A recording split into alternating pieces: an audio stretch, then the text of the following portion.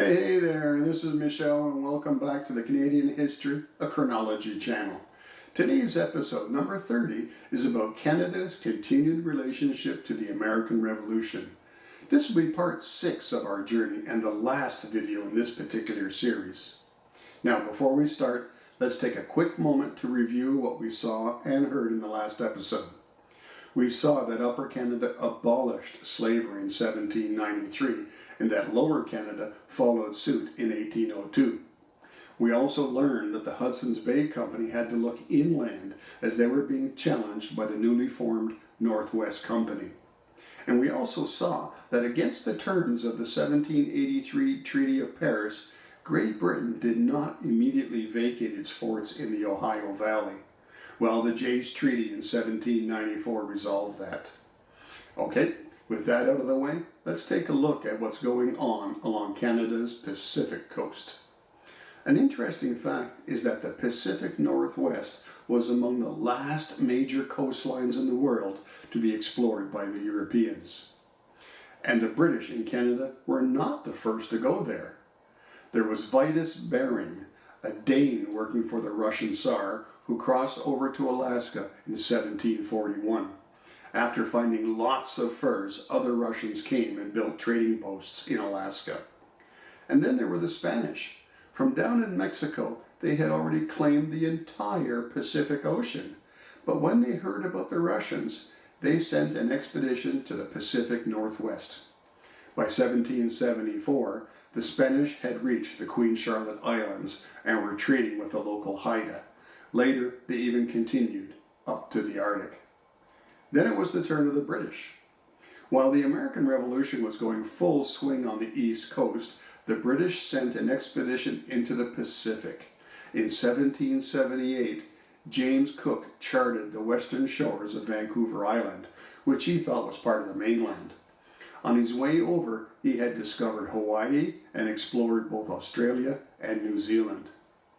On March 29, 1778, Cook's 2 ships with a crew of 900 dropped anchor in a safe harbor and were greeted by the Mowatchak natives. Cook misunderstood a native word and called the place Nootka, and also applied that to the Mowatchak peoples. He named the harbor Friendly Cove. Cook traded with the Nootka peoples for sea otter, then sailed back to Hawaii where he died. His crew did make it to China, where they made a small fortune selling the sea otter pelts. Word of this soon spread, and the coastal fur trade was off and running.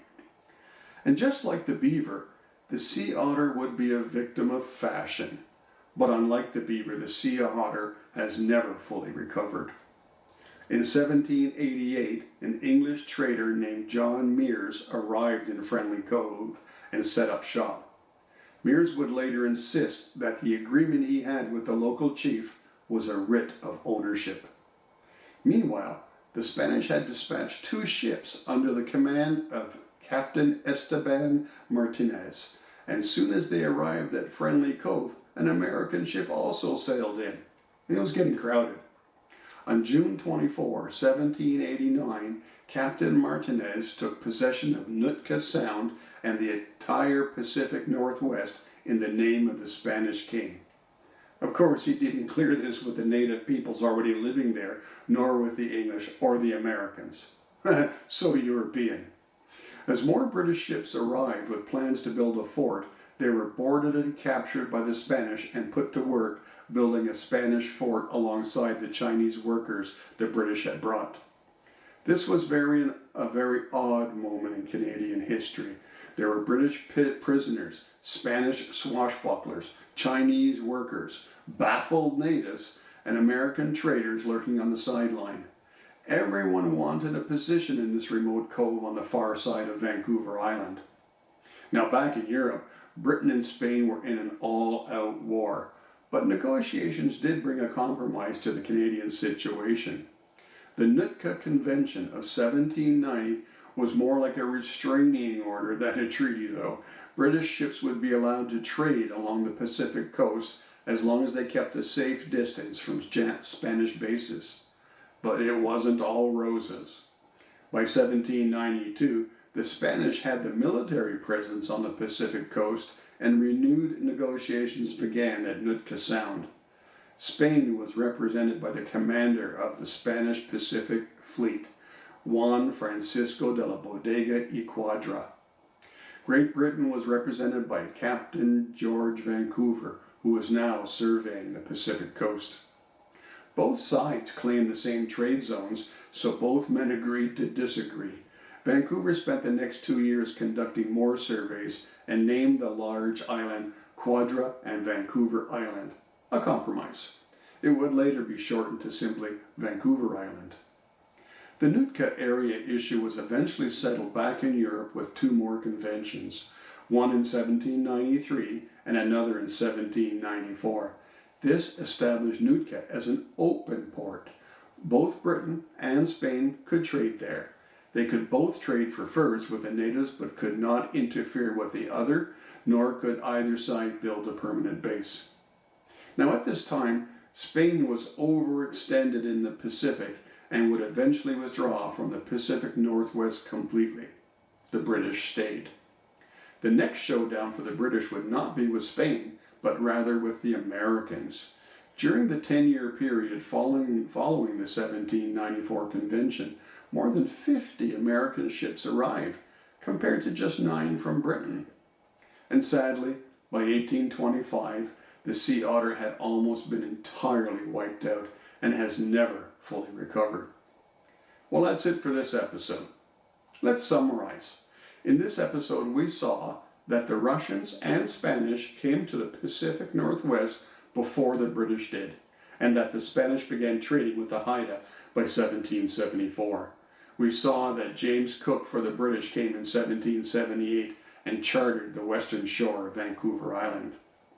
Then on March 29, 1778, Cook sailed into Friendly Cove, where he met the Nootka peoples and traded for sea otters. In 1788, Spanish and American ships sailed into Friendly Cove alongside the already present British ships. It was getting crowded in Friendly Cove. Then on June 24, 1789, Spanish Captain Martinez claimed the entire Pacific Northwest for Spain. And the Nootka Convention of 1790 between Great Britain and Spain tried to settle ownership of Nootka, and they agreed on sharing it.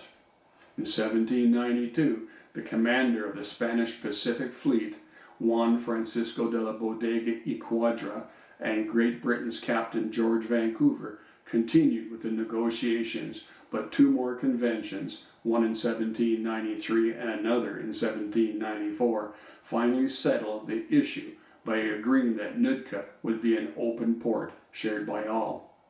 Eventually, Spain had overextended themselves in the Pacific, so they had to withdraw entirely from the Pacific Northwest. Okay, with this summary out of the way, please stay tuned for the next episode, episode 31, where we jump into the War of 1812, Part 1. The War of 1812 is basically Canada's War of Independence, where we won the right to not be American. Now remember, at any time, feel free to leave comments or questions below, and I'll do my best to respond to them all. And please, be a true Canadian and be polite. And if you like this content, please subscribe to my channel and give it a thumbs up. And hit the bell if you'd like to be notified of any new content. Thanks everyone, and have a great day.